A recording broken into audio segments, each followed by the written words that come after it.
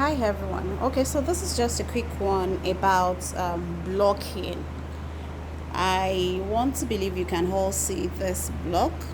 Okay, so basically I'm working on this block right now. I just drafted this block, and this is telling me I need to block the armhole a little bit because this person's across chest is smaller than what our bust measurements is. And this is what will happen when you have a block like this. The side of the bust will be revealing, especially if you're making a sleeveless garment. So you'll be seeing the side bust of the wearer. Okay, so we need to block it. If you do not block it, another problem would be when you fix your sleeve, when you attach your sleeve, you won't be able to raise your hand. So this is one of the reasons for sleeve issues. Okay, so basically what it means is this is supposed to look like so, right? We're supposed to block, it's because I'm holding the camera, right? So we're supposed to block this part like this. So let's assume this is what we should have.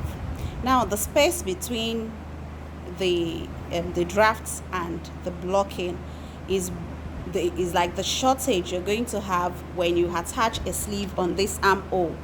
So when you attach a sleeve on this armhole right now, you won't be able to, the wearer won't be able to raise the hand. Okay, and if you don't block it, the wearer won't be able to raise the hand. So that's the essence of blocking. It's like a shortage. If you can see, it's like a shortage, and most times you will discover that the armhole circumference is more than what it should be. And this is the reason I have said that everyone should measure their pattern armhole and compare it with the approximated armhole stated under the proportion you have used. That's the first thing you all need to do once you're done with your basic blocks construction. Okay, so basically that's what blocking is about. It means you're reducing the armhole circumference to what it should be, or to the approximated value stated under the your proportion. Also, this does not necessarily mean that if your armhole circumference is more than what is stated under the approximated value under the proportion, if it's more than it doesn't mean it's wrong. So you would see that sometimes if all of you should submit your block, there might be some of you that would tell, oh, leave it, maybe it's just 1 cm difference. I would say leave it till you're done with fitting. Remember, what you have in the textbook is based on data collected from different people.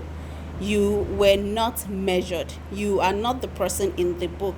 So sometimes this might sound too complicated at this point. Sometimes your top arm, which some of you call bicep, would not necessarily correspond with your armhole. Right, I'll explain this as we go on in the course. So this is one of the reasons I'll be telling some of you to go ahead with fitting, especially if your difference is not much, and anything can be corrected at the fitting. And sometimes it will just be perfect on the individual. So because your armhole circumference is more than the approximated value does not necessarily mean you are wrong or it is not correct.